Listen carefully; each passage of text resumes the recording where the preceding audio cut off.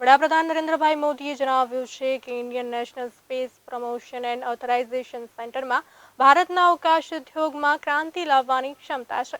Private sector હવે space સેક્ટરમાં big વિનરની ભૂમિકા ભજવશે. આવનારા સમયમાં માનવ સમુદાયના ઉજ્જવળ ભવિષ્ય માટે અવકાશ ક્ષેત્રની તાકાત મહત્વની પુરવાર થશે, એમ તેમણે વધુમાં ઉમેર્યું હતું.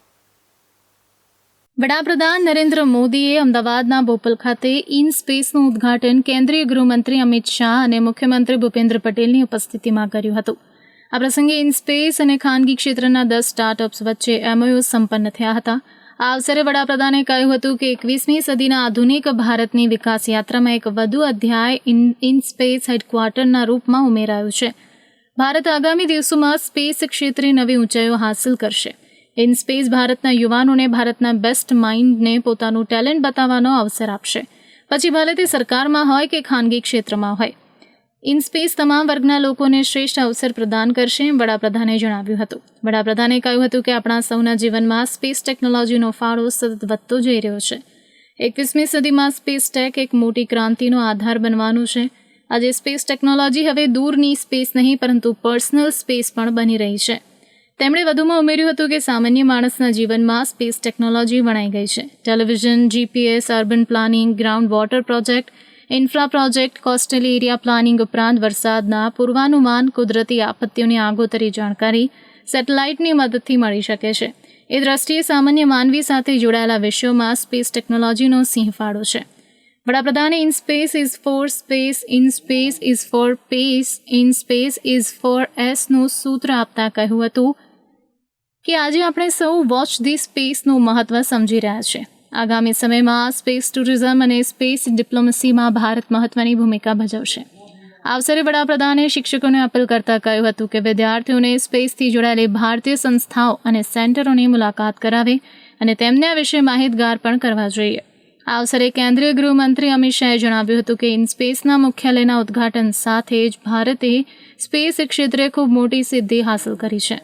સ્ટાર્ટઅપ, ખાનગી ક્ષેત્રની યુવાનોના સંશોધનને જોડીને એક ઇકોસિસ્ટમ બનાવી ભારતને અંતરિક્ષ ક્ષેત્રમાં આગળ વધારવાનું સપનું 2 વર્ષ પહેલા નરેન્દ્રભાઈએ જોયું હતું.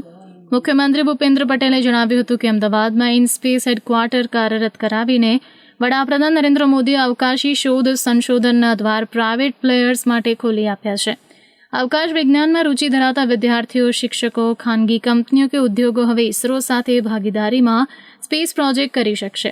વડાપ્રધાનના માર્ગદર્શનને પરિણામે ભારતે defence, space research and development, startup અને ડોમેસ્ટિક પ્રોડક્શન ક્ષેત્રે હરણફાળ ભળી છે.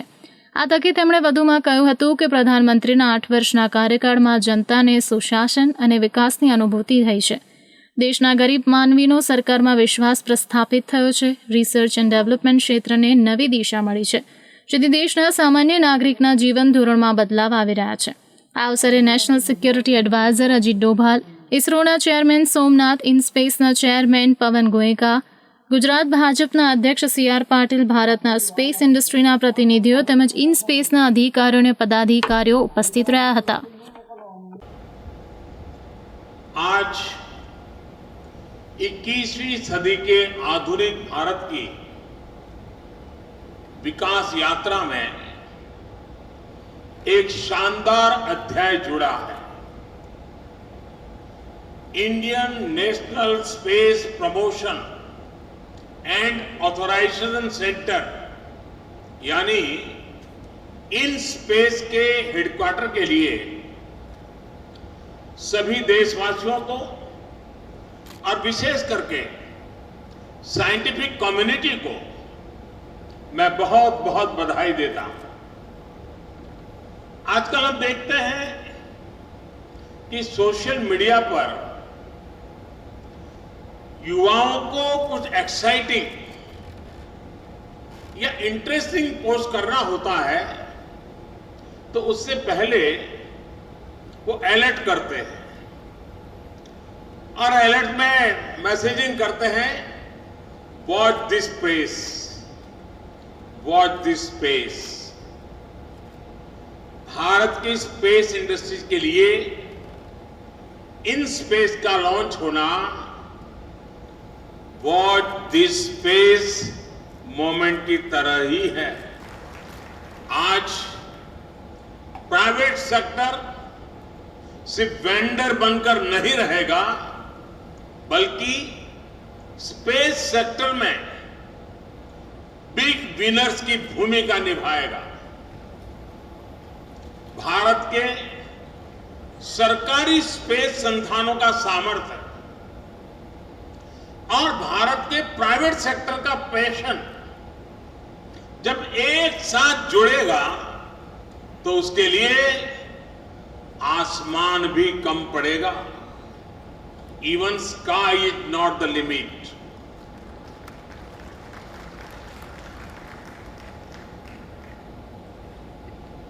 जैसे भारत के आईटी सेक्टर का सामर्थ्य आज दुनिया देख रही है, वैसे ही आने वाले दिनों में भारत के स्पेस सेक्टर की ताकत नई ऊंचाई पर होगी। इन स्पेस इंडस्ट्री, स्टार्टअप्स और इसरो के बीच ट्रांसफर ऑफ टेक्नोलॉजी को भी फैसिलिटेट करने का काम करेगा। प्राइवेट सेक्टर इसरो के रिसोर्सेज का इस्तेमाल भी कर सके, इसरो के साथ मिलकर काम कर सके, ये भी सुनिश्चित किया जा रहा है। साथियों, स्पेस सेक्टर में ये रिफॉर्म करते समय मेरे मन में हमेशा भारत के युवाओं का असीम सामर्थ्य रहा। और अभी जिन स्टार्टअप्स में जाकर के मैं आया हूं, बहुत छोटी आयु के नौजवान और बहुत बुलंद हौसले के साथ वो कदम आगे रख रहे हैं। उनको देख करके, उनको सुन करके मेरा मन बड़ा प्रसन्न हो गया। मैं इन सभी नौजवानों को बधाई देता हूं। आज मोदी जी के हाथ से इन स्पेस के मुख्यालय के उद्घाटन के साथ ही भारत ने अंतरिक्ष क्षेत्र में एक बहुत बड़ा पड़ाव आज पारित किया है। आजादी के अमृत महोत्सव के वर्ष में अंतरिक्ष के क्षेत्र में अब तक इसरो ने जो कुछ भी उपलब्धियां प्राप्त की थी, भारत ने अंतरिक्ष के क्षेत्र में जो कुछ भी उपलब्धियां प्राप्त की थी, उसको प्रैक्टिकल उपयोग में लाना, जमीन पर उतारना और इसके साथ साथ निजी क्षेत्र में काम करने वाली कंपनियां और स्टार्टअप्स सभी को इसके साथ जोड़कर एक ऐसा इकोसिस्टम बनाना कि अंतरिक्ष के क्षेत्र में भारत बहुत बड़ी छलांग लगाने के लिए आगे आए। ये कल्पना भारत के प्रधानमंत्री श्री नरेंद्र मोदी जी ने 2 साल पहले की और इसकी शुरुआत अंतरिक्ष क्षेत्र में प्रमुख सुधारों से हुई। भारतीय अंतरिक्ष क्षेत्र की अपार संभावनाओं के द्वार तो इससे खुलेंगे ही, इसके साथ साथ भारतीय अंतरिक्ष उद्योग हमारी इकोनॉमी में एक बहुत बड़ा कंट्रीब्यूटर भी बनेगा। आज स्पेस से जुड़े हुए बहुत सारे महत्वपूर्ण कंपनीज के निर्देशक और स्टार्टअप्स यहाँ पर उपस्थित है। तब मैं एक बात कहना चाहता हूँ, आजादी के 75वें साल में हम हैं। 2014 के पहले जितनी भी सरकारें बनी, मैं बहुत बारीकी से स्टडी करने के बाद मेरी बात कहना चाहता हूँ, इन्होंने नीति निर्धारण में, पॉलिसी मेकिंग में जितना काम होना चाहिए था नहीं किया। अनेक क्षेत्र ऐसे थे जो भारतीय लोगों के लिए, भारतीय समाज के लिए, भारत के टेक्नोक्रेट्स के लिए अनछुए रह गए। आज अमदावाद आंगणे इसरो इनस्पेस हेडक्वार्टर उद्घाटन वडाप्रधान श्री नरेंद्रभाई मोदी वरद हस्ते थयुं छे। इसरो और अमदावाद ने जूनो संबंध है।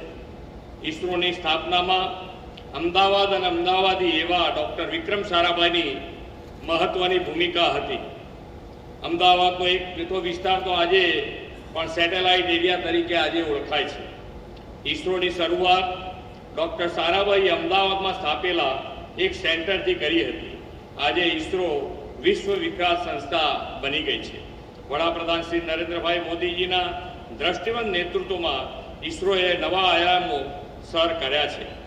ઇન સ્પેસ હેડક્વાર્ટર કાર્યરત કરાવીને આદરણીય વડાપ્રધાને અવકાશી શોધ સંશોધનના દ્વાર પ્રાઇવેટ પ્લેયર્સ માટે ખોલી આપ્યા છે.